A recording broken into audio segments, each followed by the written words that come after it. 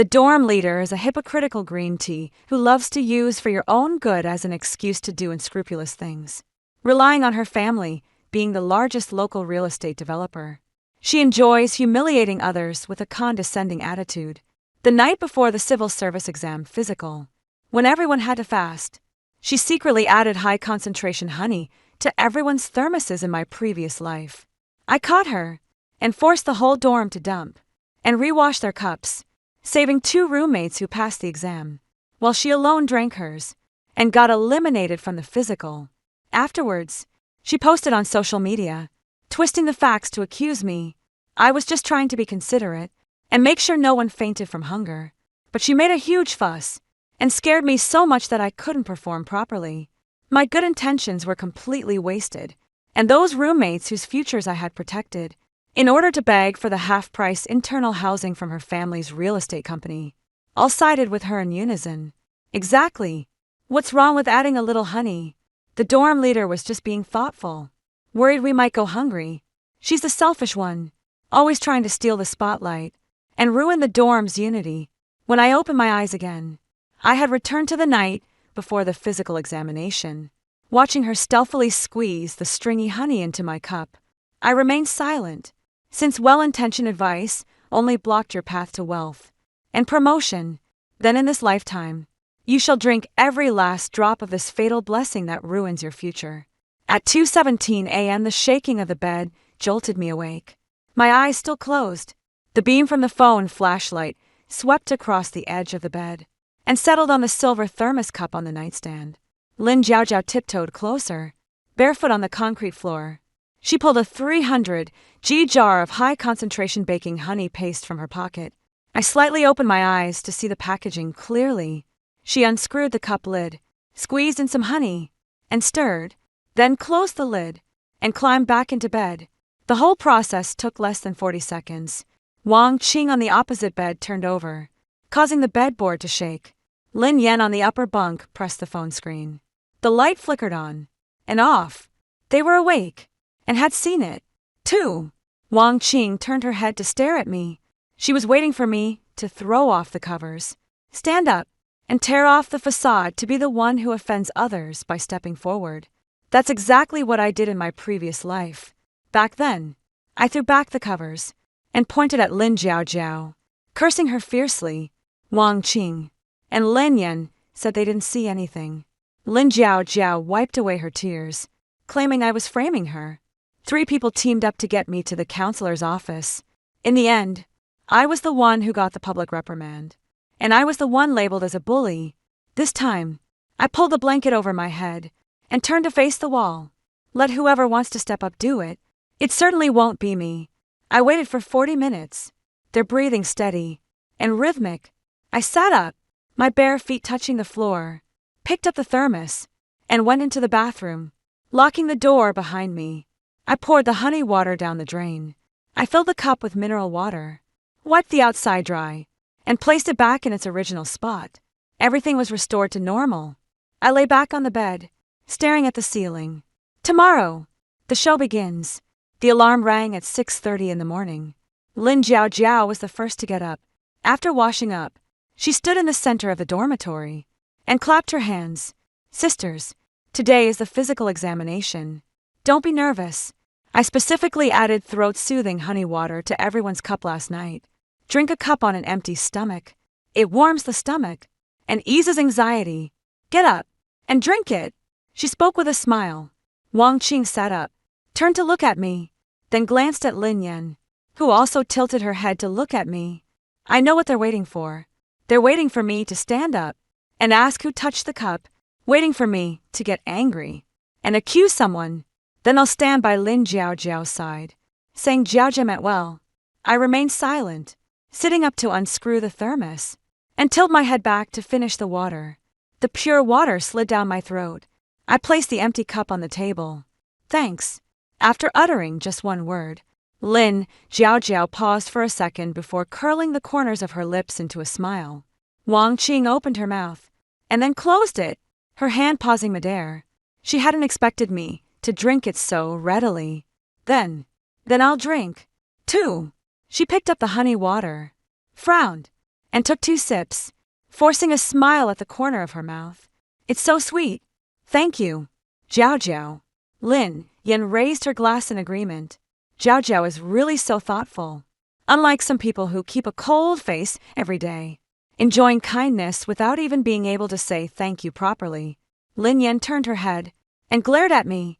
I turned around to pack my documents into my backpack without looking back. Lin Yan raised her voice. I'm saying, Shuqing, can you stop acting like the whole world owes you something all day long? Jiao Jiao stayed up late to prepare throat-soothing water. And you can't even squeeze out a single thank you. Are you even human? Wang Qing chimed in. Forget it. Forget it. Shuqing is just like that. Used to being on her own. Jiao Jiao. Don't take it to heart. The implication was that I was unsociable. An immature. Lin Jiao smiled and said, It's fine. Shuqing is just nervous. I understand here. What a beautiful act. 1 playing the tough role. 2 playing the gentle ones. Surrounding me from 3 sides to isolate me. I zipped up my backpack and pushed the door open to leave. Lin Yan lowered her voice behind me. What's she pretending for? She'll be crying when the physical exam results come out. I curved the corner of my mouth, waiting for the results to come out. Someone would cry, but it wouldn't be me. The examination hall of the Municipal First People's Hospital was packed with candidates. People from all 7 examination districts in informed long queues, occasionally glancing at their watches, sighing, and looking around restlessly. The number of people eliminated during the civil service exams, physical examination, was greater than those eliminated in the written and interview stages combined. Team leader Teacher Chen stood at the front of the line, holding a loudspeaker and speaking sternly, scanning the crowd with a serious expression. One final reminder: no consumption of any sugary foods or beverages, including honey, fruit juice, and energy drinks, is allowed within 12 hours before the physical examination. If abnormal blood sugar levels are detected, it will be considered falsification, resulting in immediate disqualification from employment and a record in the integrity file. Is that clear? Yes, we understand. The crowd responded in unison, standing in the middle of the line. I turned to look at Lin Jiao and the other 2 ahead. Wang Qing's face turned pale, her hand pressed against her chest as she gasped for breath. The high-concentration honey was quickly absorbed on an empty stomach, causing her heart to race, her hands to tremble, and cold sweat to break out, her body beginning to sway. Lin Yan's forehead broke out in a layer of cold sweat, his legs trembling as he leaned against the wall to support himself. Jiao Jiao, why do I feel a bit dizzy? Wang Qing tugged at Lin Jiao's sleeve, her voice trembling. Lin Jiao patted the back of her hand, a smile curling at the corners of her mouth. It's nothing, just low blood pressure. You'll be fine once the blood draw is over. Trust me, what I've prepared for you is all good stuff. There won't be any issues. Good stuff. I twitched the corner of my mouth. Drinking 300 g of honey paste on an empty stomach can send your venous blood sugar soaring above 20. If this were a good thing, arsenic could be sold as a health supplement. After calming the 2 of them down, Lin Jiao turned around, took out her phone, and tapped the screen. I followed the direction she had just looked in, and shifted my gaze in front of the station to the right of the blood-drawing area. A male nurse wearing a work badge was lowering his head to fiddle with a test tube rack. The screen of the phone on the table next to him lit up. He lowered his eyelids to look, then nodded in this direction. If I hadn't experienced this once in my past life, I would have definitely missed that gesture. I withdrew my gaze and looked elsewhere. So, she had more than just a honey trick up her sleeve. Next group, numbers 0371 to 0380. Proceed to blood draw station 3. The nurse called out the numbers while holding the list. Lin Jiao linked arms with Wang Qing and Lin Yan, stepping forward with her voice raised high. Don't be afraid. Don't be afraid. I'm here with you. My nutritional supplements will protect you all, and will definitely make it through smoothly. Several examinees around them turned to stare. What great roommates! What a warm dorm leader! I walked at the back of the group, keeping a few steps away from them. Lin Jiao walked ahead with her head held high, leading the 2 unsuspecting people straight into the trap. People in the blood draw area lined up and step forward one by one. Here, the needle determines each person's fate. Wang Qing was the first to sit in the blood draw chair. Her arm trembled, and her hand clenched the hem of her skirt. The male nurse walked over, tied the tourniquet, and tapped her vein. Relax. It'll be over soon. The needle pierced the skin, and blood flowed through the soft tube into the test tube. The male nurse withdrew the needle, applied a cotton swab, and placed the test tube on the rack. The process proceeded without any abnormalities. Wang Qing pressed on the puncture site as she straightened up, her legs trembling as she forced a smile at Lin Jiaojiao. Lin Yan followed suit, sitting down to complete the procedure. After drawing blood, the two of them gathered around Lin Jiaojiao to thank her. Lin Jiaojiao reached out and hugged them both. All right. The hardest part is over. The rest is just going through the motions. It was my turn, and Lin Jiaojiao's. She tugged at me, urging me to draw blood first. Su Qing, you go first. You don't look too well. Get it done early so you can rest. I glanced at her and sat down in the blood drawing chair.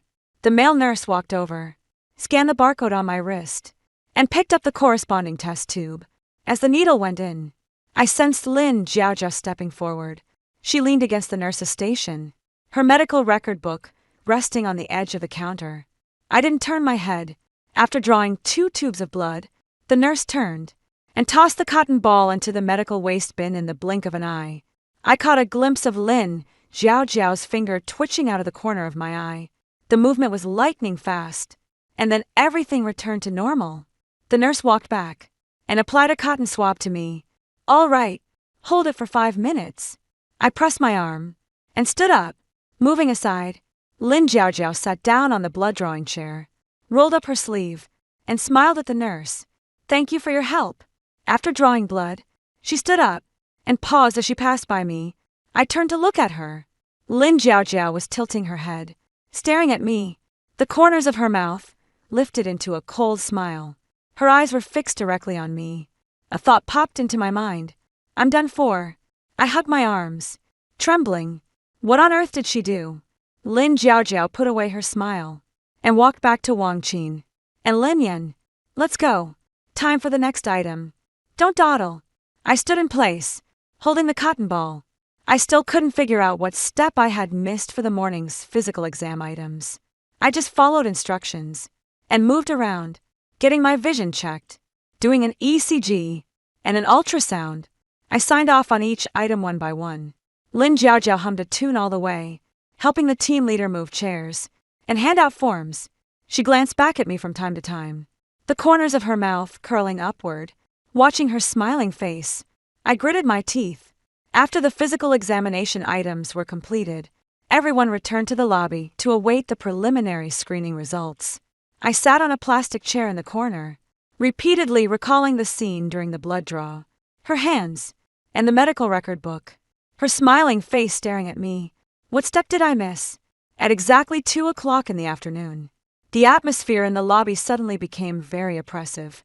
Hundreds of people were crammed together, yet it was so quiet that they could hear each other's heartbeats. When the leading teacher, Miss Chen, walked out of the physical examination center office, her face was dark and extremely unpleasant. She clutched a stack of A4 papers in her hand, her steps heavy, and the sound of her leather shoes tapping on the marble floor was piercingly loud. Everyone's eyes were fixed on that stack of papers. Quiet! Teacher Chen stood at the front of the line, his voice piercingly cold. The preliminary screening results are out. I'll now read the names. A stifled gasp echoed through the hall. Wang Qing gripped Lin Jiaojiao's arm tightly, her nails digging in until they turned white. Lin Yan was so nervous that her lips trembled uncontrollably. Teacher Chen opened to the first page and began reading the names. Number 0371. Wang Qing. Wang Qing's body trembled violently, her face instantly turning deathly pale. All indicators normal. Preliminary screening passed. Wang Qing was stunned for a full 3 seconds, then burst into tears with a loud wail, hugging Lin Jiaojiao tightly. I passed. Jiaojiao.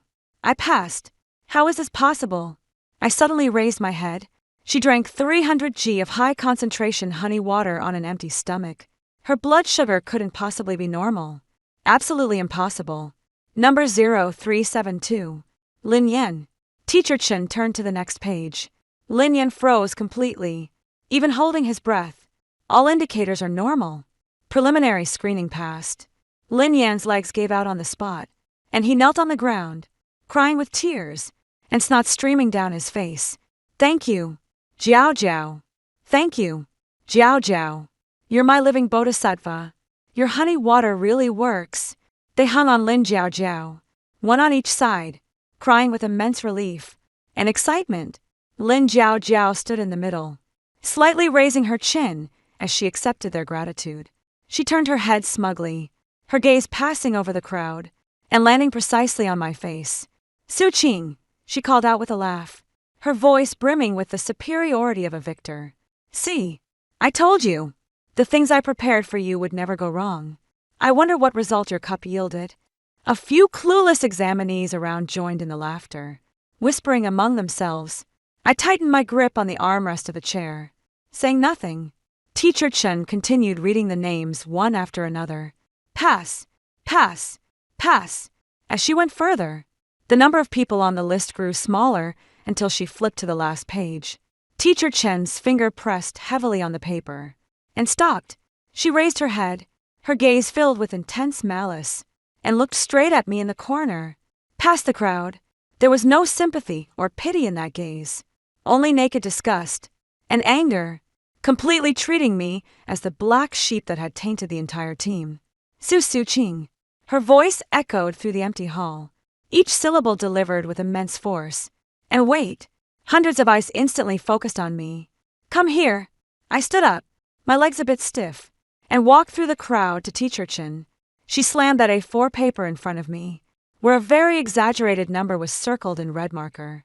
Venous blood glucose, 19.8 moles per liter. The normal fasting blood glucose upper limit is 6.1. 19.8 is more than 3 times the normal value. Your venous blood glucose is as high as 19.8. Teacher Chen read out word by word, his voice loud enough to be heard throughout the entire hall, far exceeding 3 times the normal value.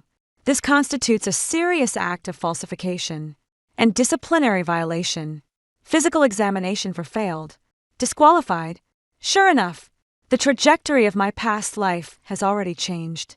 She mistakenly thought I had drunk the honey water, and now she wants to drag me down to compete for that single provincial level position. But this is as far as her thinking goes. Teacher, I raised my voice, and the hall fell silent. I request a re-examination. The team leader frowned.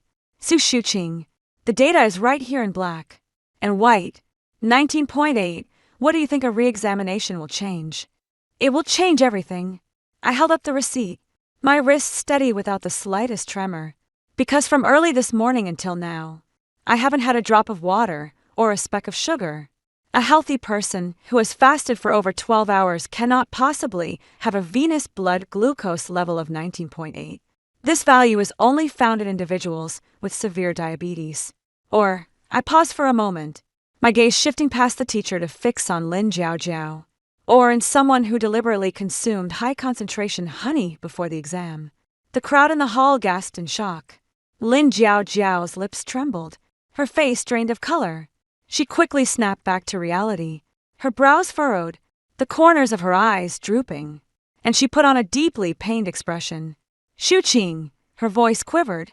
If you refuse to admit your mistake, that's one thing, but how could you turn around and slander your own roommate? I added honey for everyone last night to nourish the stomach, not just for you alone. Wang Qing and Lin Yan both drank it, so why are they fine? That's right. Wang Qing straightened her back and shouted at the top of her voice. We all drank it, and we all passed. You're the only one who exceeded the limit, and you still have the nerve to blame others. Lin Yan nodded vigorously. Exactly. Teacher, don't listen to her nonsense. She just wants to drag us down with her. Just call security to have her escorted out, and not waste everyone's time. The lead teacher rubbed his temples and was about to speak when a middle-aged man hurried over from the end of the corridor. He wore a name tag on his left chest identifying him as the deputy director of the Physical Examination Center. and he was Lin Jiaojiao's uncle. As soon as he appeared, Lin Jiaojiao released her tightly clenched fingers. Her shoulders relaxed, and she let out a sigh of relief. "What's going on?" her uncle asked, puffing out his chest with his hands clasped behind his back. "What's all this commotion about? It's completely inappropriate." The team leader stepped forward to explain the situation. My uncle took my report and glanced at it, then looked down at me with a slight tilt of his head. "The value of 19.8 is clearly stated. The equipment at our center is standardized and uniformly procured across the province, so there is absolutely no margin for error." He threw the form onto the table. "Young man, it's understandable to have emotions, but being unreasonable will only make things more unpleasant." "Exactly. What's all the fuss about? Could the machine possibly be lying? Just admit it already. Aren't you ashamed?" Everyone chimed in agreement. Lin Jiaojiao stood behind her uncle, head lowered, with a slight smile at the corner of her mouth. It was exactly the same expression she had when she squeezed honey into my cup at 2 o'clock in the morning. I took a deep breath and stepped forward. "You're saying the machine isn't wrong?" I asked calmly. "All right. I also believe the machine can't be wrong. The mistake isn't with the machine." I turned my head, my eyes fixed intently on Lin Jiaojiao. "The one at fault is the owner of that tube of blood." The entire room fell silent instantly. "Lin Jiaojiao." I enunciated each word clearly. "The tube of blood with my name on it was drawn from your arm, wasn't it?" After a dead silence, lasting 3 seconds, Lin Jiaojiao's facial muscles twitched. Her eyes widened, revealing the fear of having her secret exposed. You're slandering me." She raised her voice and shouted, "What evidence do you have?" The uncle's face turned ashen. He took a step forward and pointed at the door. "Enough. Security. Escort this candidate out." The broadcast system in the hall suddenly sounded, interrupting his words. A male voice came from the speaker. "Announcement. The 3rd Inspection Team of the Provincial Commission for Discipline Inspection and the Joint Expert Group from provincial-level tertiary hospitals are now conducting a special inspection of this medical examination center in accordance with the law. All personnel on site, please remain where you are and cooperate with the inspection. No one is allowed to leave." The announcement was repeated twice. Uncle's legs went weak, his body swayed, and he barely managed to steady himself against the wall. Lin Jiaojiao's mouth fell open, and the smile on her face vanished completely. I stood in place, hands in my pockets, looking up at the people entering through the hall entrance. There were 6 of them. Among the 6 were 2 officials from the Discipline Inspection Commission and Supervision Commission, followed by 2 experts from the Provincial Hospitals Inspection Department. At the very back were 2 armed police officers standing on either side of the hall's entrance. An exit. The lead teacher froze in place, lips moving but no sound coming out. My uncle let go of the wall, straightened up, and stepped forward with a wide smile on his face. "Oh, dear leaders," he greeted them, rubbing his hands together. "Why didn't you give us a heads up beforehand? I could have arranged a proper reception." "No need." The team leader at the front, his face stern, rushed past his outstretched hand and fixed his gaze on me. He walked up to me. "Kamrad Susukin. That's me. 3 days ago, the provincial department received a real name report letter alleging that there were irregularities in the local civil service examination physical checkups. The whistleblower is you." "Correct." Everyone turned their gaze in unison. Wang Qing's mouth fell open, and Lin Yan retreated 3 steps in a row. Lin Jiaojiao stood frozen in place, her eyes wide open. I usually have no background, so when she bullied me, I could only endure it in silence. She never expected that I would directly report her to the provincial department. "It's me." I nodded, pulling out a voice recorder. This voice recorder was placed under the leg of the dormitory desk last night. I pressed the play button. The sound of Lin Jiaojiao twisting open a thermos and squeezing honey came from the recorder. This was followed by the noise of Wang Qing turning over and pressing down on the bedboard, and the sound of Lin Yan turning on her phone. Oh! 3 of them were awake at the time, all present, yet not a single one spoke. The recording continued, playing the conversation after waking up in the morning. "Sisters, time to get up. I specially added honey water to each of your cups last night. It tastes so good, Jiao Jiao. You're so thoughtful. Unlike some people who usually act all high and mighty and look down on others. But when it comes to taking advantage, they're faster than anyone. Wang Qing's face flushed red, and Lin Yan's lips trembled uncontrollably. The most damning part was the final recording. It was a call Lin Jiaojiao made to her uncle from the bathroom. She thought we had all gone out, but the voice recorder was still running. Cousin, it's all taken care of. That woman, surnamed Su, had something added to her cup, guaranteed to send her blood sugar through the roof. Yes, Xiao Kai knows what to do. Yeah, don't worry. It's seamless. The recording ended, and the hall fell into complete silence. The team leader turned to look at the stunned uncle. Seal all blood samples from today immediately. Retrieve the surveillance footage from the blood drawing station. And notify the public security authorities. Before he could finish speaking, the male nurse wearing a mask fell to his knees, his nurse's cap tumbling to the side. It wasn't my initiative, he cried, tears and snot streaming down his face. It was Lin Jiaojiao who transferred 50,000 yuan to me, telling me to switch the tubes during the blood draw. She said if anything went wrong, her uncle would cover it. Shut up. Lin Jiaojiao rushed over to cover his mouth. The male nurse, emotionally overwhelmed, kept spilling secrets. And those two, Wang Qing and Lin Yan, their blood is fake, too. It's not their own blood at all. Lin Jiaojiao told me to take 2 tubes of normal blood from the blood bank, label them with their names, and send them for testing. Their real blood sugar levels would definitely not pass. Wang Qing's eyes rolled back as she collapsed to the ground. Lin Yan fell to her knees. The team leader glanced at them. On-site re-examination. I extended my arm, and the expert performed a fingerstick rapid blood glucose test for me. The instrument displayed the result. The screen showed the number 4.5. The data is normal and indisputable. The experts then performed on-site rapid venous blood draws for Wang Qing and Lin Yan separately. Wang Qing leaned against the wall, trembling. Wang Qing, venous blood glucose 16.3. Lin Yan, venous blood glucose 17.1. The expert closed the record book and looked at the team leader. These 2 numbers were ironclad evidence they had consumed high-sugar substances before the physical examination. Their preliminary screening results were all achieved by passing off normal blood from the blood bank. The team leader directly announced the decision. Wang Qing and Lin Yan, found to have participated in cheating during the civil service examination physical examination, verified as true in accordance with Article 34 of the Civil Service Recruitment Regulations. The 2 individuals' eligibility for recruitment is revoked. At the same time, the violation will be recorded in the Civil Service Examination Integrity File, which is network nationwide. Lifetime ban from applying for any civil service or public institution positions at all levels. Upon hearing the lifetime ban, Wang Qing's eyes widened in shock. She opened her mouth and wailed, her voice growing louder and louder until it turned into a hysterical scream. She suddenly sprang up, her eyes bloodshot, and lunged at Lin Jiaojiao. She slapped Lin Jiaojiao across the left cheek, causing the onlookers in the hall to avert their eyes and shrink back.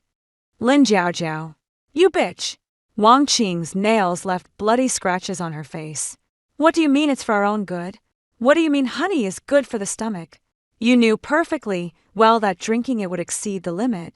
You never had good intentions from the start. You were just using us as a shield. You just want us to cheat with you, so you can drag us down with you. So when things blow up, you'll have someone to take the fall for you. I didn't. Lin Jiaojiao covered her face and shouted, I really did it for your own good. Bullshit. Lin Yan rushed forward and grabbed Lin Jiaojiao's hair, pulling it down. You should have been alert when you said you asked the nurse to help us exchange blood. When have you ever been kind to others? Lin Jiaojiao, every single thing you do is calculated. You're nothing but a venomous snake. The 3 of them tumbled to the ground, wrestling in a tangled mess. They tore at each other back and forth on the floor.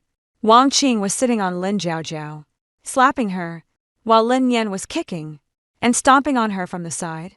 These 3 former good roommates were now locked in a fierce fight. Armed police stepped forward to separate the 3. Lin Jiaojiao's hair was disheveled, her face covered in scratches, and blood was trickling from the corner of her mouth. Despite her disheveled appearance, she still glared angrily with a fierce expression. "What do you think you are?" She struggled and shouted with all her might. "I am the eldest daughter of the Lin family's real estate business. My father knows people in the provincial government. You won't come to a good end. Just you wait. My father won't let any of you off."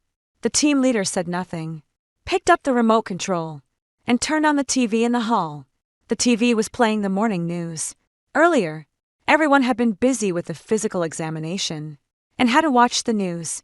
Following an investigation by the Provincial Commission for Discipline Inspection and the Provincial Supervisory Commission, Lin's real estate group is suspected of serious illegal and criminal activities, including massive bribery, falsification of engineering quality, and illegal fundraising. Early this morning, the legal representative of the group, Lin, has been taken into criminal custody in accordance with the law. In the footage, 2 plainclothes officers escorted a middle-aged man with his hands cuffed out of the villa. That was Lin Jiaojiao's father. Lin Jiaojiao stared intently at the screen, her lips turning pale. Her facial muscles twitched uncontrollably. "Dad! Daddy!" Her voice grew fainter and fainter. Her eyes rolled back, and she fell backward to the ground. No one at the scene went to help her. Cold water splashed down, and Lin Jiaojiao convulsed all over. She opened her eyes and stared blankly at the ceiling. Then, she remembered everything that had just happened. Her father was arrested. The company was sealed. The scam was exposed, and her face was covered in bruises. She pursed her lips, and tears slid down her cheeks. She pushed herself up from the ground and stared straight at me. She furrowed her brow, her eyes filled with resentment and confusion. "Why?" she asked hoarsely. "You're just a poor student. How could you possibly have the provincial inspection team at your disposal? How could you?" I crouched down to meet her gaze. "Do you think I only started preparing last night?" I lowered my voice. "A month ago, when you were bragging in the dorm about your uncle being the deputy director of the medical examination center, I had already taken action." Lin Jiaojiao widened her eyes. "All the things your uncle did, helping people alter medical reports, accepting money to sell passing spots, engaging in illicit benefits with private medical examination institutions. Do you think just because you don't say anything, others won't be able to find out?" Her lips trembled uncontrollably. "I spent 3 days compiling a complete set of whistleblowing materials based on the information you revealed. Time, location, amount, the person handling it, including the house number of the property your uncle bought under an alias. Impossible."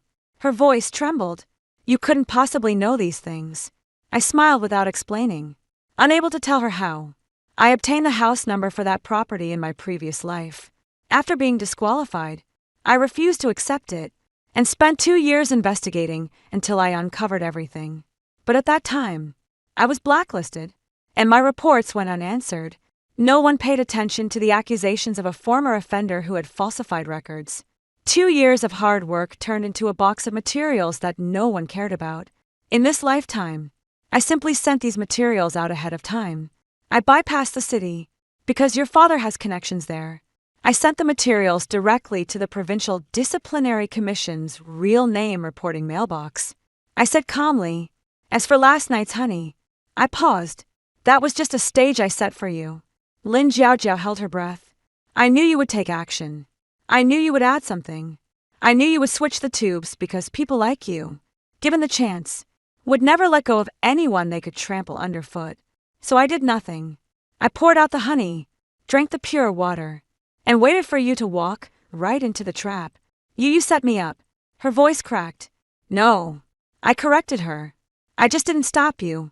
You were the one who wanted to jump." Lin Jiaojiao completely broke down. She lunged forward, wrapped her arms around my legs, clutched my pant legs tightly, and kowtowed repeatedly. "Shu Qing, I beg you, please let me go. I'll give you my half-price apartment for free. I'll give you money, as much as you want. I'm begging you. Don't let them take me." She was crying and sobbing, her face covered in dirt. The eldest daughter of the Lin family was now lying at my feet. I looked down at her. In my past life, I would have softened, Would have cried, and said to let it go. Would have thought that endless revenge only breeds more hatred. Then she stepped on me even harder, completely losing any chance to turn things around. But I am not the Su Shuqing from my past life. I kicked her hand away. Take your poison, honey. I bent down to look at her. And go feed the mosquitoes in jail. 2 police officers stepped forward, each taking hold of Lin Jiao's arms from either side. Handcuffs were fastened around her wrists. Her uncle was also handcuffed, his face ashen, head bowed, and shoulders slumped. The 2 were escorted out the door. Lin Jiao kept looking back at me, her lips moving without making a sound. I paid no attention. The onlooking examinees began to applaud vigorously. The team leader walked up to me, his face flushed red as he bent down, and bowed. Su Shuqing. I'm sorry. I didn't respond. Just closed my eyes and listened to the applause around me. The applause that was a lifetime late finally sounded. 1 month later, I stood at the entrance of the Personnel Bureau, holding the employment notice in my hand. It read, Su Shuqing, ranked first in the comprehensive assessment, is officially hired as a civil servant for the provincial government. I saw my reflection in the glass door, standing tall and confident, no longer shrinking back as I used to. The Su Shuqing who would rather be poisoned than speak up was left in the past. I took a deep breath and pushed the door open. On the same day, Wang Qing and Lin Yin squeezed through the dormitory hallway, dragging their luggage bags. The school issued a disciplinary notice for seriously violating examination discipline and relevant national regulations by participating in civil service physical examination fraud, which has caused an extremely negative impact. The school disciplinary committee has decided to expel Wang Qing and Lin Yan from the university. The relevant materials have been simultaneously submitted to the Department of Education for filing. They have neither graduation certificates nor degree certificates. Their 4 years of university were completely wasted. A passing junior stopped to take out her phone and take a photo, causing Wang Qing to pause her packing. What are you taking a picture of? She stood up and shouted. The junior ran away, and the post she shared on her social media read, These 2 are the ones who got caught cheating and were publicly shamed across the province. Haha, it's all your fault, Lin Yan shouted at Wang Qing. If it weren't for you dragging me to drink that awful honey water back then. Bullshit. Couldn't you have just said no? Wang Qing shot back. You have the nerve to say that about me. What about when you were fawning over Lin Jiao the most? Why didn't you say that then? You're the one who fawns. Don't you know what kind of person you are? The 2 of them got into a physical fight in the hallway. Passing classmates only took photos and walked around with no one stepping in to stop them. They hurled insults at each other for 20 minutes, and in the end, each picked up their luggage and went their separate ways. Wang Qing returned to her rural hometown, but her family, which favored sons over daughters, couldn't accept a daughter without a diploma. Her mother said over the phone, It's perfect timing. Wang Dazhuang from the neighboring village hasn't found a wife yet. His family is offering 180,000 yuan in bride price. Lin Yan, burdened with online loans, went to work at an electronics factory. She stood on the assembly line for over 10 hours every day. The foreman had a bad temper and yelled at her every clears throat day. They brought all of this upon themselves. The moment Lin Jiao entered the detention center, her life was completely ruined. The prosecutor's indictment recommended a combined sentence of 5 to 7 years for her multiple crimes. The most devastating blow was the collapse of Lin's real estate. Her father was arrested, and the company's accounts were frozen. Creditors and suppliers come to the door every day demanding payment, while workers protest with banners outside. All the houses and cars were seized, and her mother fled abroad overnight with her younger brother. Her 23 years of privileged life were wiped out overnight. In the detention center, there was only unpalatable food and fierce inmates, with no more followers at her beck and call. On the 3rd day of Lin Jiao's imprisonment, she was cornered in the bathroom by female inmates in the same cell due to her tone of voice. The inmates forced her head down and made her drink foot washing water, causing her to bend over and vomit uncontrollably. Here, the title of the Lin family real estate heiress became the source of trouble.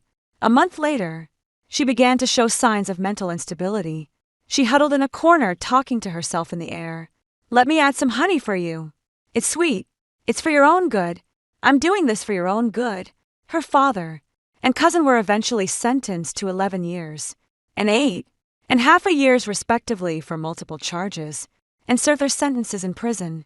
A male nurse named Kai Ming was sentenced to 3 years and had his professional license revoked. After being released from prison, he was unable to find any work related to healthcare. Good and evil will eventually be repaid. Those who weave their own cocoons will inevitably be trapped.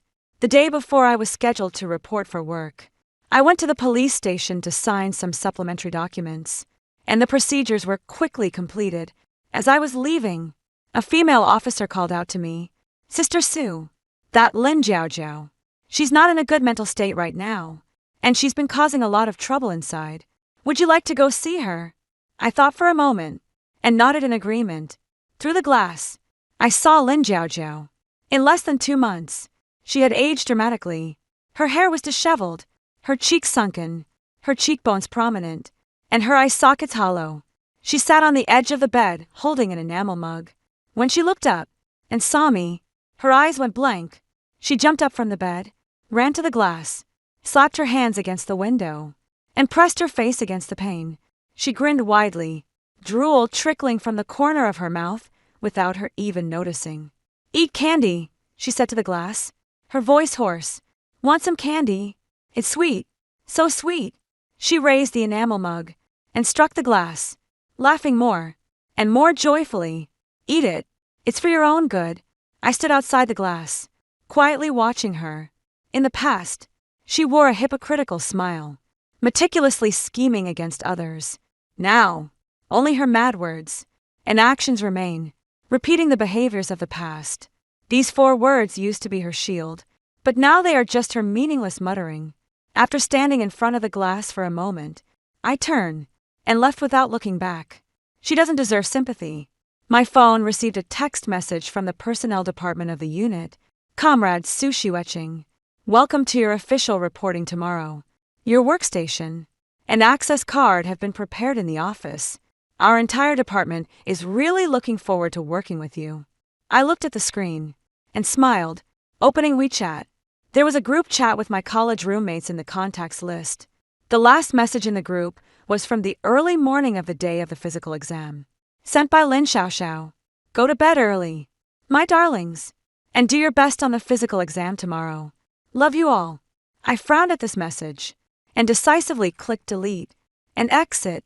I then proceeded to delete the WeChat contacts of Wang Qing, Lin Yan, and Lin Xiao. I cleared out all the phone numbers that had ever made me soften my heart. Putting away my phone, I lifted my head. Turning the corner, I saw the office building where I would report tomorrow.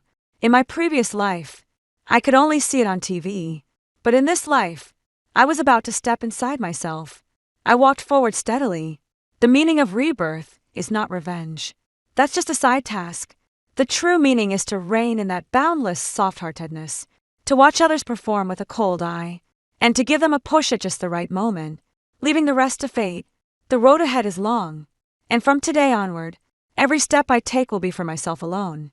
After hearing the first story above, what are your thoughts? Feel free to share your opinions in the comment section. Next, there's another similar story. Let's continue to see. In my previous life, my mother secretly gave me a chicken leg, avoiding my younger siblings. It was the first time I had eaten a chicken leg since Chen Mana was adopted. At that moment, I was overjoyed. However, when I woke up again, I was on a bus heading to the countryside. I had only a few scattered coins on me, along with a letter from my parents demanding that I obediently go to the countryside.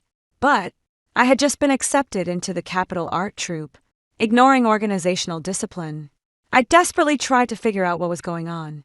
After enduring hardships to return home, all I received was a slap from my father without a word of explanation. That's when I found out that Chen Mana had taken my spot in the cultural troupe, and I had to go to the countryside in her place. I couldn't accept it. I was their biological daughter, and I already had a place to go. I argued my case, but my father broke my back with a military baton. He said, Nana's parents are no longer here, so we must take extra care of her. You are our biological daughter, so of course you should set an example and take the lead at this time. I was forcibly sent to a remote countryside. Before I could even pack my luggage, I was assaulted by a thug who barged in. Struggling, I was strangled to death alive. Opening my eyes again, the familiar chicken leg was once more handed to me. Jennings, quick, try it, and see if it's tasty. My mother held a chicken leg in her hand, and without a word, she stuffed it into my mouth. At the border fortress, his eyes kept darting toward the door as if afraid of being seen by someone. The chicken leg was glistening with oil, its skin crispy and golden, exuding a rich aroma, a rare delicacy in these times. Even in our household, we could only afford to eat it once a month at most. My fingertips were icy cold, and my heart was pounding wildly. Just 1 second ago, I was still in a damp, cold cowshed, my throat crushed, my vision swallowed by darkness, pain like a bone-deep parasite embedded in my soul. I had actually been reborn. I was reborn on this evening when my mother, avoiding my younger siblings, secretly slipped me a chicken leg to eat. In my previous life, I thought my mother had finally remembered me, and I joyfully accepted this chicken leg, moved enough to forgive all the injustices she had once inflicted upon me. I thought there was a place for me in her heart after all, until I woke up on a shaking bus with only $3.60 in my pocket, and a letter from home telling me to behave. I couldn't understand what was going on, especially since I had just been accepted into the cultural troupe. In just 2 more days, I would have been able to report to the cultural troupe. I jumped out of the car and managed to run all the way home, only to be greeted not by a reasonable explanation, but by a sudden slap from my father. My ears rang for a long time from the blow, and only then did I learn that the spot in the cultural troupe I had worked so hard to secure had long been given to Chinmina, whom they had adopted. I argued my case, insisting that I had signed up and fought for it myself, but my father said, Mina's parents were national heroes. We are raising her on behalf of the country. If we push her out now, where would that leave my reputation going up to? The mountains, and down to the countryside is a national policy. As the biological daughter of a leader, you must set an example. Or do you want your younger brother to go to the countryside? He's still so young, and he's the only male heir in our family. If he goes, what are we supposed to do? He pointed at my nose and scolded me harshly, saying I didn't know how to share their burdens. But my job in the cultural troupe was already settled. Chenmina's household registration wasn't even in our family to begin with, and as an orphan with both parents deceased, she would naturally be taken care of by the state. Her situation is well known to everyone, and it's unlikely that anyone would give her a hard time. Bastard, stop making excuses. I'll teach you to make excuses. His military baton came down hard on me, knocking me unconscious on the spot. As I finally came to, I heard my mother's worried voice. Old Chun, you didn't break her, did you? If she's broken, how will she work to earn work points in the future? Don't worry, I just hit her in the waist. It won't affect her ability to work and earn work points. She just won't ever dream of joining the cultural troupe to dance again. You tell Maina that the job in the cultural troupe is hers. Chen Jining won't dare compete with her for it in this lifetime. It was then that I understood. In their hearts, I would never be able to compare to Chin Maina in a daze. I was once again shoved onto the bus heading to the countryside. The pain in my waist was so intense that I could hardly straighten up the entire journey. I thought my life might just pass by in a daze like this. But who would have thought I wouldn't even get that chance? In the mud brick cowshed, before I could even unpack my luggage, I was pinned to the ground by a few rough-looking men. They humiliated me for 3 days and 3 nights, and in the end, they twisted my neck until I died. Even in death, my spirit watched helplessly as they divided up all my belongings, only learning from their conversation that this was the hometown of Chun Maina's father. Chun Maina had already written letters to these people long before I arrived. At that time, my parents were still in the courtyard caring for Chun Maina in every detail. I was indignant. I was unwilling. A great sense of resentment enveloped me, and I wished I could devour them all. And now, I actually had the chance to personally seek revenge. What are you standing there for? My mother said impatiently. shoving the chicken leg into my hand. Hurry up and eat it, then bury the bones when you're done. I sniffed it with my nose and couldn't help but laugh. In my past life, I was so immersed in the joy of my mother's affection that I never noticed how strong the medicinal smell on this chicken leg actually was. What's wrong with you today, child? I shook my head and stuffed the chicken leg back in. My voice was surprisingly calm. I'm not hungry. Mother froze as if she hadn't heard clearly. What did you say? I said. I'm not hungry. The grease stuck to my fingertips. Sticky and disgusting. This chicken leg should be left for Maina. She's frail and needs more nourishment. She couldn't help but widen her eyes, then immediately grabbed my hand. You silly child. I saved this especially for you. Save it especially. More like deliberately drugging. Right. Hurry up and eat. Mom knows you've been resentful since Maina came, thinking I don't care about you. But your dad cares about his reputation. Maina isn't our biological child, so we have to pay extra attention to her. We can't let outsiders gossip. She had said things like this many times before. Chun Maina's parents were both heroes who sacrificed their lives for the country. I must take good care of the daughter of heroes. Chun Maina is not in good health, so I should be more accommodating to her. Chun Maina has a gentle nature, so they need to plan more for her. I shouldn't take it to heart every time. I understood them to the point where step by step, in my constant concessions and compromises, I even ended up sacrificing my own life. Hurry up. Eat. I promise your dad won't scold you today. She pushed the chicken leg into my hand again. I knew I had to eat this chicken leg today.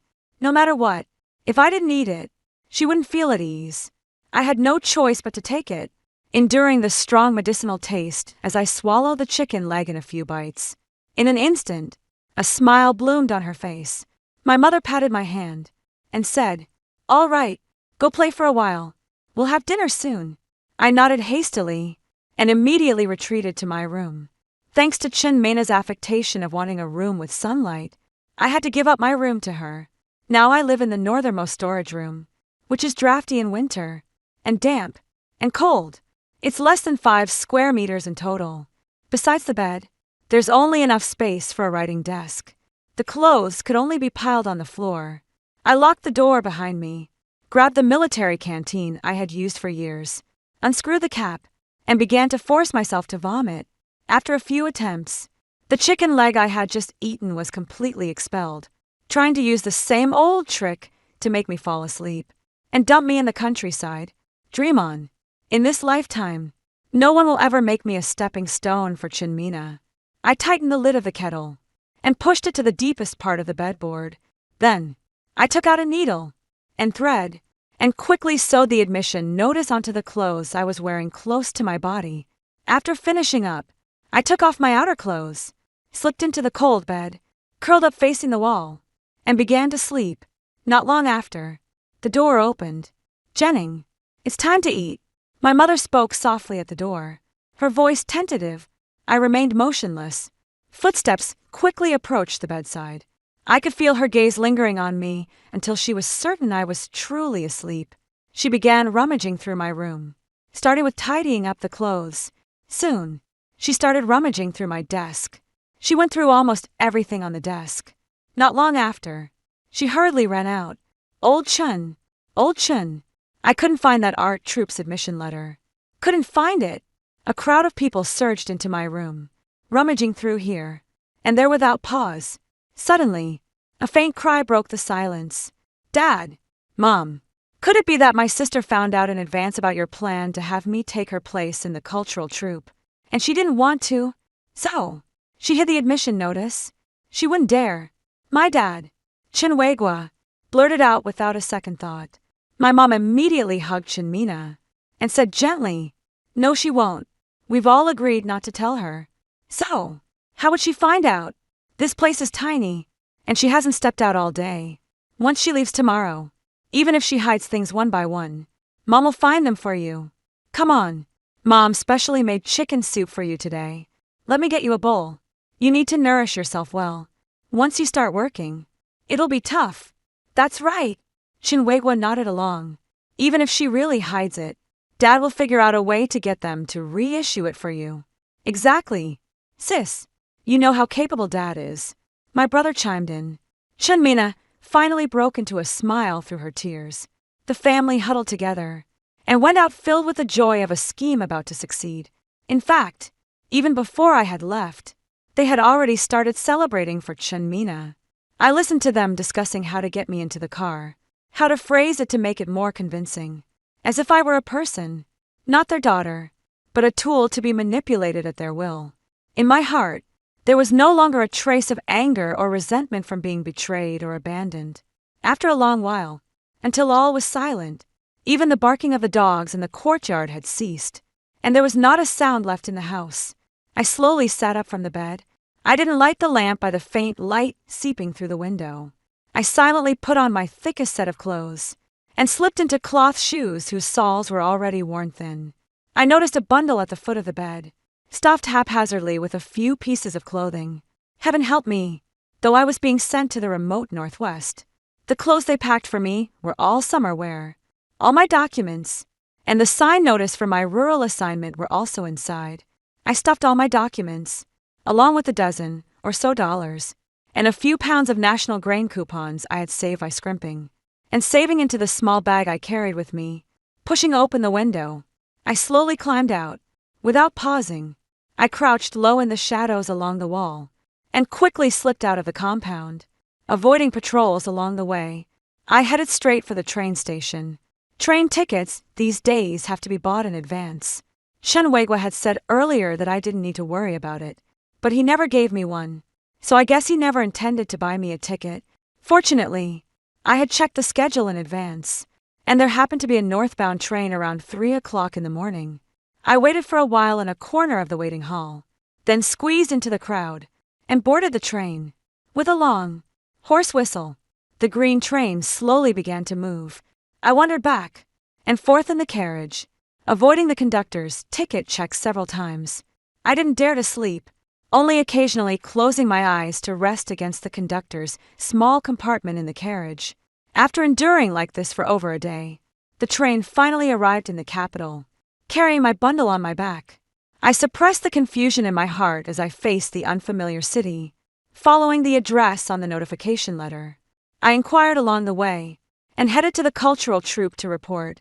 However, just as I found the corresponding office and took out my identification and admission notice, I was restrained. They repeatedly examined my notice and various documents, their brows furrowed tighter and tighter. Chief Chin was right on the mark. The person who stole his daughter's documents actually dared to come here to report. My heart sank heavily. What did you say? The other person looked me over with a stern expression. No wonder you dared to steal the admission notice and documents of Chief Chen's daughter. You even managed to get a letter of introduction. Were you so sure of your own qualifications that you thought we wouldn't recognize you and would let you stay? A profound sense of absurdity washed over me, and my fingers trembled uncontrollably. Steal! They actually said I stole my own admission letter and documents for Chunmina. They really will stop at nothing. I took a deep breath. In that case, let's call the police. What did you say? She stared at me in astonishment, her eyes widening involuntarily from the shock. I said, I demand to report this to the Public Security Bureau. I repeated, enunciating each word clearly. I, Chen Jenning, the biological daughter of the Chen family, have come here to register with my legally obtained admission letter.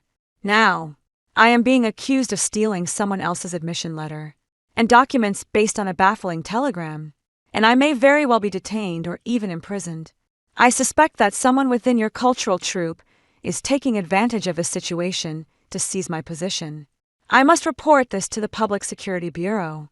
I demand that you investigate the origin of this telegram, hold you accountable for slandering and defaming me, clear my name. My words shot out like a rapid-fire barrage, instantly stunning everyone in the office. Of course, I knew this telegram had nothing to do with them, but right now, this was the only way I could have a chance to stay. The person in charge finally snapped to attention. This is absurd. She slammed her hand on the table. Furious. This is the telegram sent from your home. No, from Chen Jinning's family. What reason would we have to slander you? I don't know what reason you might have, but I am Chen Jinning. My father is the deputy commander of the Haiqing military district. If it wasn't you who harmed me, could it have been my own parents? Or do you think anyone would dare impersonate the daughter of a deputy commander? The office was dead silent. The person in charge opened his mouth, but couldn't say a word. Seeing her unmoved, I turned and walked out. Since you can't clearly, let's go to the Public Security Bureau and talk it out. The comrades in the capital's public security will give me justice. I also want to see clearly who is so desperate for my job position that they would resort to such despicable means. They immediately became anxious and hurriedly stood up to intervene. During the argument, they inadvertently caught the attention of the relevant leaders of the cultural troupe. Upon learning that I might be a fake Xinjining, Deputy Director Li of the cultural troupe frowned deeply.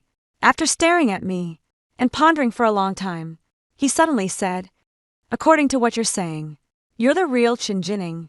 Then you must remember the teachers who were in charge of the recruitment exam back then." I thought for a moment and said, "My father inquired about it back then." The two teachers in charge of the recruitment were one responsible for vocal music, Teacher Wang, and the other for dance, who I believe was surnamed Xiao. Deputy Director Li nodded and asked someone to invite the teachers over soon. The two teachers were brought in at Deputy Director Li's request.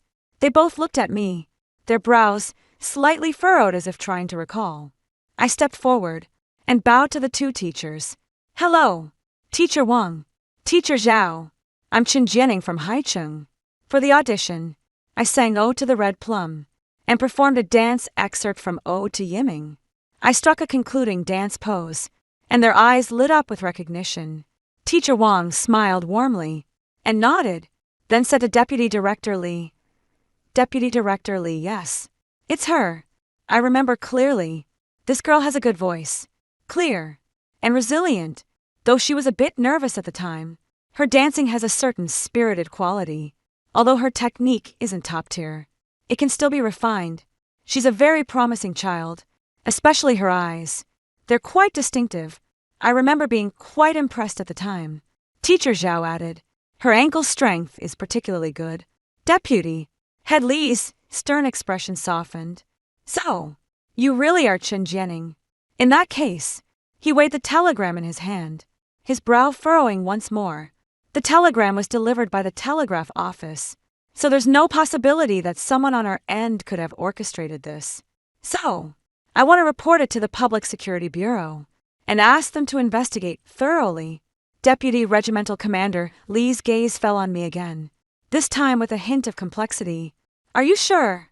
If I hadn't come in person, the cultural troupe would have likely believed the content of this inexplicable telegram and cooperated with the other party's claims, right?" Deputy Regimental Commander Li nodded. "Exactly. But if we open this door, won't everyone be able to do the same in the future? Trading a formal position in a cultural troupe for an out-of-town non-staff clerical role with no way to confirm if it's the same person. If this goes on..." Deputy Regimental Commander Li's face had completely darkened. He clenched the telegram in his hand. "I will report this matter immediately and send official letters to various departments in the name of the troupe. I want to see who is so audacious.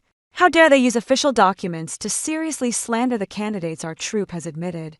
He had the person in charge handle the formalities for me, then stormed off angrily with the telegram. With that statement, I quickly received my own documents. The person in charge then took me to collect bedding and daily necessities, and personally escorted me to the dormitory. Standing in my own dormitory, I let out a long sigh of relief. This time I will take control of my own life. However, I never expected to see them again. On the second day of my official training, I was once again summoned to Deputy Commander Li's office. My father stood there with his hands behind his back, his posture straight, and his military uniform solemn. My mother, with tears in her eyes, held Chun Mina in front of Deputy Regimental Commander Li. "Regimental Commander Li, our child worked so hard to pass the exam. How can you just give the position to someone else? What will happen to our child who has practiced for so many years?"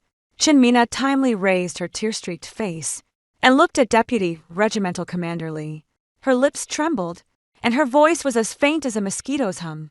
"Regimental Commander, I should be the one reporting for duty. I worked so hard to pass the exam. After speaking, she quickly lowered her head again, her shoulders trembling as she sobbed even more intensely, as if she had suffered an immense injustice. Comrade, we have already gained a preliminary understanding of this matter, Deputy Regimental Lee said sternly. The recruitment and admission process follows strict procedures, and file verification. Files can be falsified, too. My mother urgently interrupted. She turned and saw me, pulling me over abruptly. Regimental Commander Lee, look at these two children. Just look at them. She pointed at Shinmina. This is our Jenning. Quiet and well-behaved since childhood, obedient and sensible, good at dancing and singing. She's truly the material for a cultural troupe. Then she suddenly pointed at me, her tone full of disgust. Now look at her. Clumsy hands and feet, while by nature. How could she possibly look like someone fit for the stage? How could she ever pass the cultural troupe exam? She must have used some underhanded trick. Swapping identities. Shinmana gently tugged at my mother's arm, pleading tearfully. Mom, don't say that. Maybe she didn't mean it. She might have just been confused for a moment. My good girl, you're just too kind-hearted. My mother hugged Shinmana sympathetically. She treated you like that, stole your life, and you're still speaking up for her. Leader, listen to this. This is the kind of heart a good child should have. And that one is nothing but an ungrateful wretch. After all the kindness our Jenny showed her, she actually stole Jenny's admission letter when we weren't looking. As she spoke, she glared at me with her eyes. If you have any conscience left, admit it yourself, and return the spot to Jenny. We can let it go, and not hold it against you. I looked at my mother's face, twisted by obsession, and then at Shinmana nestled in her arms. Mom, you child, how can you start claiming kinship at such a young age? How can you be so shameless? Who on earth taught you this? Be careful, or your parents might hear, and disown you from now on. She performed with such great effort, yet I almost burst out laughing. Time turns, seas change into mulberry fields. I am no longer the pitiful creature from my past life who was easily manipulated by them for the sake of a little familial affection. Perfect. Parents who casually treat an outsider as their own daughter while neglecting their biological child don't deserve to be my parents either. My mother looked at me in shock. My father, who had been letting my mother and Shinmana carry on without saying a word, suddenly darkened his expression. Don't you agree, Deputy Commander Chun? I asked. His expression grew even more unpleasant, the muscles on his scarred face twitching uncontrollably. He seemed to have reached the peak of his anger. Deputy Regimental Commander Lee's expression was also grim. They had seen parents who shielded their children, but never ones who twisted the truth so blatantly, and even disowned their own flesh and blood. Comrade Chin, Deputy Regimental Commander Lee suppressed his anger, his voice stern.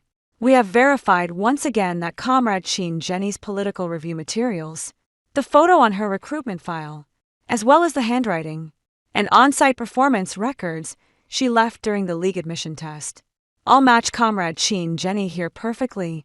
She was admitted through proper and rigorous procedures. Deputy Regimental Commander Lee, you can't put it that way. My father finally spoke, his tone cold. You can know a person's face, but not their heart. My daughter was her classmate. She often came to our house to play, and also took part in this recruitment exam. But she was eliminated in the first round. I just never expected her to be so unscrupulous, daring enough to steal the admission letter and impersonate my daughter. Your insistence on admitting her. Is there some connection we don't know about? I need a reasonable explanation. Otherwise, I won't rule out reporting this to higher authorities. The other people in the group who had come over upon hearing the news exchanged glances, all stunned by this family's unreasonable and brazenly deceptive behavior. My mother suddenly threw herself over and knelt at my feet. Child, we've never treated you poorly. How could you do such a thing? Our Jenny is now crying at home every day, her future ruined by you. I beg you, please return the admission letter to us. Teacher Wang and Teacher Zhao were so angry their faces turned pale. It's truly strange how things work in this world. I used to often see how other parents doted on their children and helped them stand up to outsiders. But when it comes to me, What I've seen the most is how my own parents help other people's children take what rightfully belongs to their own daughter. Mother's face changed, and she looked over, her entire body stiff. Chinwagwa even more angrily roared. What nonsense are you talking? That's because Chunmina's parents died. Chunmina is an orphan. Chunmina is pitiful. Before he could finish, I directly repeated the words he used to say every day. I stood next to Deputy Commander Lee and said, Deputy Commander Lee, allow me to reintroduce you. This is Comrade Chinwagwa, the Deputy Commander of the Haiching Military District. This is my mother. And this one I pointed at Chunmina. She is the heroic orphan they adopted. Chunmina! The onlookers let out a collective ah, staring in astonishment at the three of them.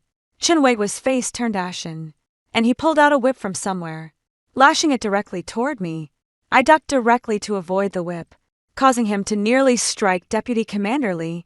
Don't be so quick to get angry. Deputy Commander Chun.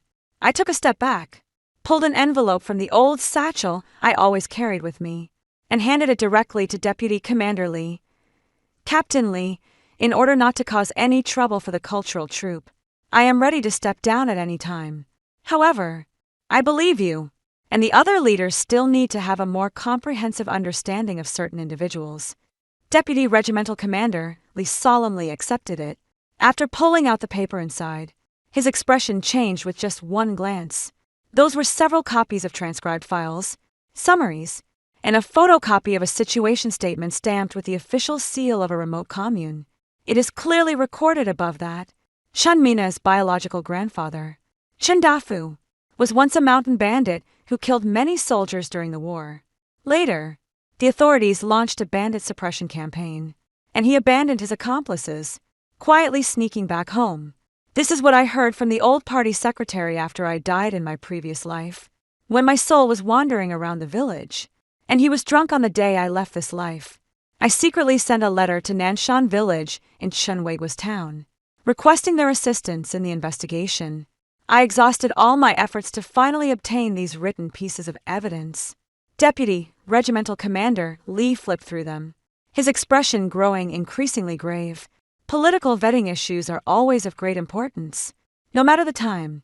After he finished reading, I handed over the other envelope. This is the truth about the deaths of Chunmina's biological parents. Her father did not sacrifice himself. Instead, he abused his position to maintain an improper relationship with a married woman, which was discovered by her mother. The two engaged in a fierce argument and physical struggle, ultimately stabbing each other with knives, leading to their deaths. However, Chunmina was portrayed as the orphan of a hero. The person who orchestrated this must have had ulterior motives, and whether there are hidden, undisclosed intentions requires further investigation by the organization. You're talking nonsense. My father's expression changed. Abruptly, he stepped forward to snatch the envelope, but was stopped by the instructor beside him. My mother also screamed, Chen Jining, have you gone mad? How could you slander your uncle? An aunt like this? They are. I turned my head sharply. Now you remember to call me Chen Jining. They suddenly froze, their eyes filled with astonishment.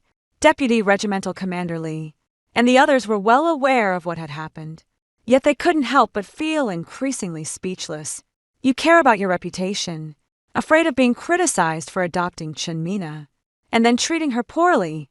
I can tolerate minor issues in daily life, but I cannot agree with you using my life to build your image of being righteous, selfless, and compassionate. Chen Jining, I am your father. How dare you defy me?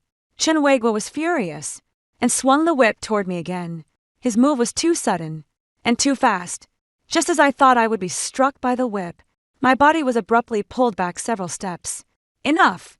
Deputy Regimental Commander Lee shouted angrily. Deputy Commander Chun, if you want to discipline your child, go back to your own home. This is the cultural troop, not a place for you to vent your personal anger. I will not allow anyone to harm my members here. He pointed at the two pieces of evidence. I will report this matter truthfully. Deputy Commander Chun, who tried to swap the real for the fake, should think about how to explain it to his superiors. They are all my children. I can send whomever I want. Chunwagwa was said with hatred in his voice. His gaze was heavy as he stared intently at Deputy Commander Lee. Deputy Commander Lee, are you sure you want to oppose me? My heart sank, and I instinctively looked at Deputy Commander Lee. A higher official can crush you to death, although Chen Weiguo was not Li Haiming's direct superior. After all, Chen Weiguo was in charge of troops. Unexpectedly, Deputy Commander Lee merely raised his chin and said, "Is Deputy Commander Chen planning to abuse his power for personal gain?" "You. What abuse of power? The spot is ours anyway. Does it matter which daughter goes? We just think Nana is in poor health and needs a less demanding job. What's wrong with that?" My mother started crying and shouting again. She rushed over and grabbed me. "Jenny, you and Nana are closer than real sisters. She's always been so good to you. Why can't you just give in to her? Has your conscience been completely eaten by dogs?" I pushed her away sharply. Real sisters and other families show mutual respect and support each other. Chen Mana is clearly older than me, yet she insists on acting submissive and pitiful. On the very first day she arrived, she took my room. The next day, she took all my clothes and shoes. For over 10 years living in this house, I haven't had a single day without swallowing my anger. Now, you clearly know I got into the cultural troupe. My younger brother is still a child and in school, so there's no need for anyone to go to the countryside. Yet, just to show off your great selflessness, you drugged me and threw me onto the bus heading to the countryside, letting Chin Mina take my place and allowing her to steal my position as a clerical worker in the cultural troupe. I'd also like to ask, have your consciences been eaten by dogs? Are you even fit to be parents? Bastard! Chin Weiguo roared angrily again. Who taught you to speak to your parents like that? He pointed the whip at me. Chen Jinning, if you don't give up the spot, you won't be coming home anymore. I don't have an unfilial daughter like you. Calling a deer a horse, seizing by force, abusing power for personal gain.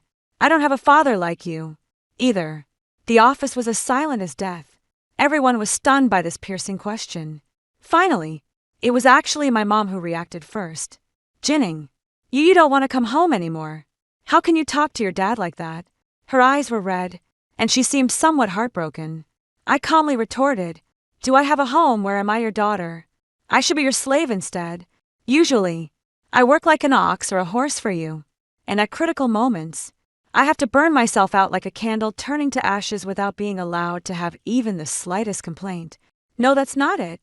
My mother shook her head, wanting to say something, but then she thought of Chin Mina and glanced at her quickly. Why? Why can't you understand? You are our biological daughter. So, what if you suffer a little injustice? Your father is a high-ranking official, with so many people watching. If we don't treat Mina well, won't that invite criticism?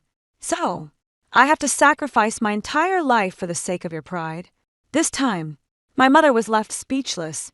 However, she still looked at me with eyes full of disappointment, as if failing to meet their expectations was the greatest sin.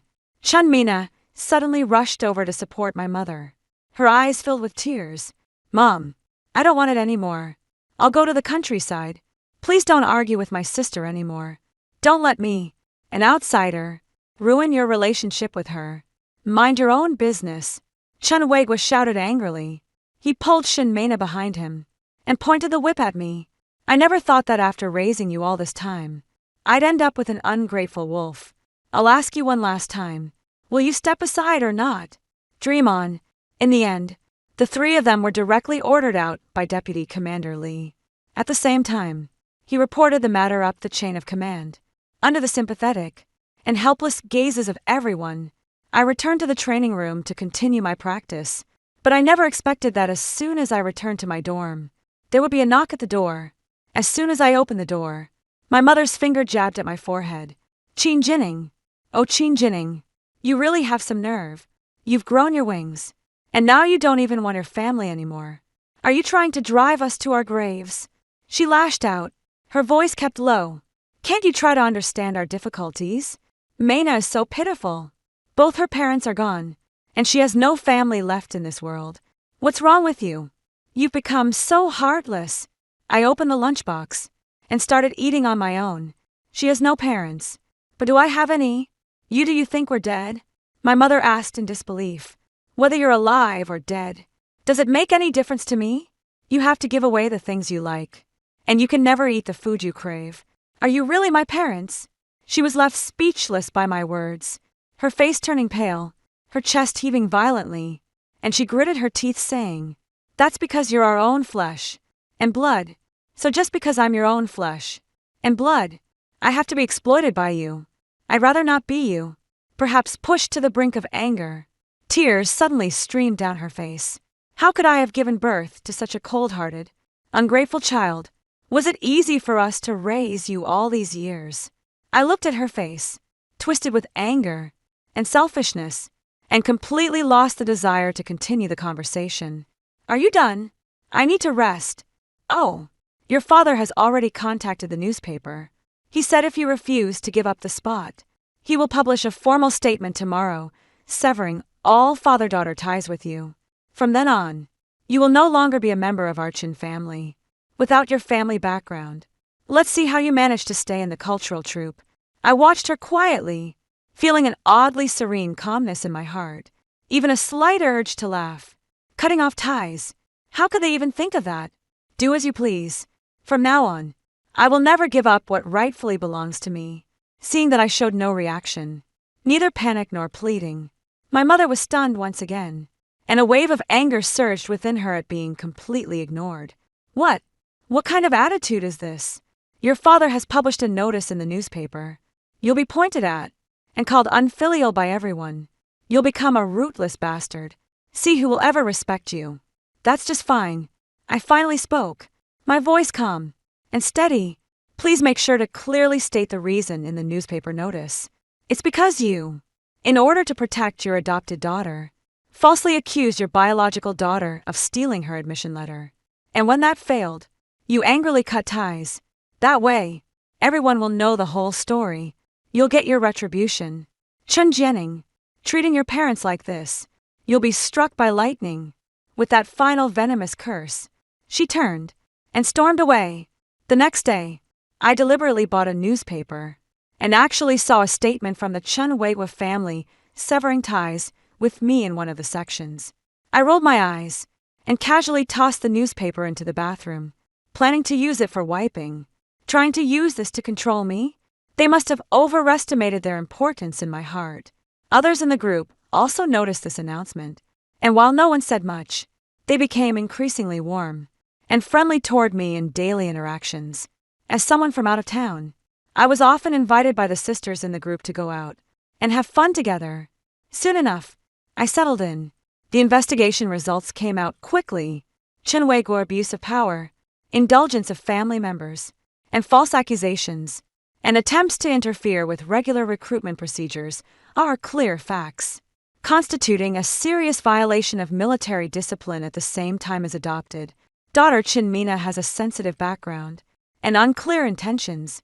He was stripped of all positions and demoted to the lowest rank. Considering the impact and the need for education and rehabilitation, no further criminal liability was pursued. However, the entire family was sent to the most remote rural area for labor reform to reflect on their mistakes. That statement of severing ties, which he demanded to be published, became my talisman. The organization determined that I had drawn a clear line with them and was the victim in this incident, so I was not implicated and was allowed to remain in the cultural troupe. However, not long after, I heard the news that during the relocation, Chen Mina took advantage of her family's exhaustion and stole the last bit of money they had, slipping away quietly. My parents, who had been basking in the glory of being good people all these years, were left dumbfounded. They finally gained a completely new understanding of Chen Mina. However, without money, they still had to set out on the road again. After a long period of bumpy and arduous travel, they finally arrived at that remote mountain village. There was no so-called resettlement site. What greeted them was a cowshed even more dilapidated than the one from my previous life. Spiderwebs were everywhere. They had to clean up by themselves and earn work points through their own labor. They were truly destitute, with nothing but bare walls in their homes. Additionally, they had to face heavy physical labor. The younger brother had been pampered since childhood and had never endured such hardship. On the first day of living in the drafty cowshed, he broke down. He pointed at Chinwagwa and his wife, shouting angrily, "It's all your fault. You've lost your minds. You had to spoil that Chinmina. Now look, the family is ruined because of her. Instead of being a commander, you become prisoners. And now we have to live in a cowshed. I hate you." Life in labor reform was monotonous and arduous. My parents initially tried to maintain their old airs, but reality is the sharpest butcher's knife. Faced with the temptation of work points and food, they had no choice but to lower their heads. Not long after, I received a letter from them. They told me about their difficult life, how my younger brother was being unreasonable, and asked me to think of a way to help them return to the city for the sake of our past relationship. I didn't reply. Soon, I received a second letter. This time, they actually hinted that since the art troupe had frequent contact with leaders, I should be more flexible and find ways to get close to some leaders using my own advantages to plead for their release. I suddenly felt a wave of nausea, almost vomiting up the previous night's meal.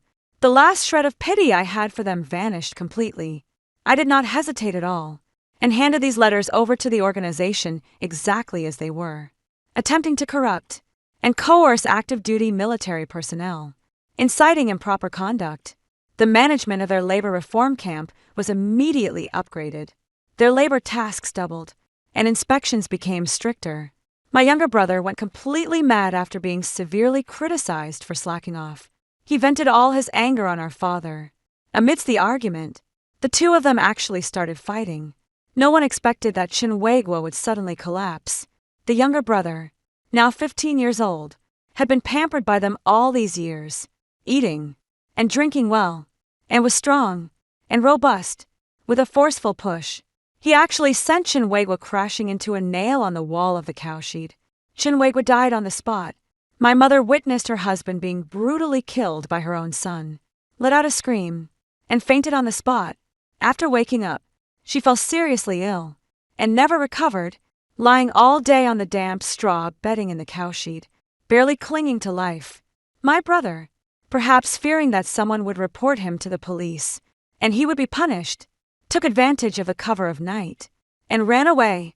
When the villagers realized something was wrong and came looking, Chinwagwa was still nailed to the wall.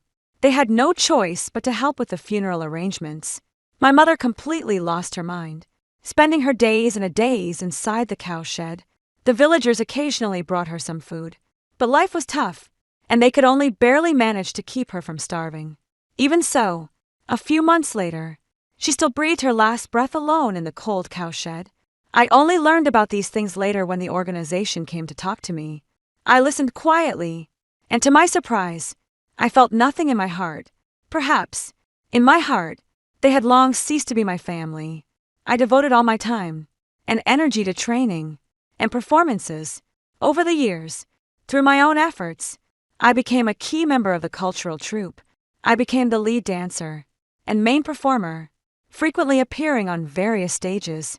During an important morale-boosting performance tour, I unexpectedly ran into a childhood friend who had also lived in the same compound. She's already married and went to join her husband in the military. While catching up, she suddenly lowered her voice and said to me, "Jenning, did you know that Chinmina, who used to live with your family, is gone?" I paused slightly. "Is that so?" "Exactly, but I only just heard about it. She stole your parents' money and didn't get far at all. On the train, she flaunted her wealth and was targeted by someone not long after getting off in a small alley near the station. I was robbed and stabbed several times. I couldn't keep the money, and I lost my life, too. When they found me, I was already stiff." She shook her head with a sigh. "It's all retribution. Who told her to treat you like that back then?" I laughed, slowly reaching out to catch a snowflake. Who could say it wasn't true? All evil should be repaid in the same way upon oneself. That's only fair, isn't it? After hearing the two stories above, what are your thoughts? Feel free to share your opinions in the comment section. Looking forward to hearing from you. If you like this story, don't forget to like it, share it, and subscribe to my channel. See you next time.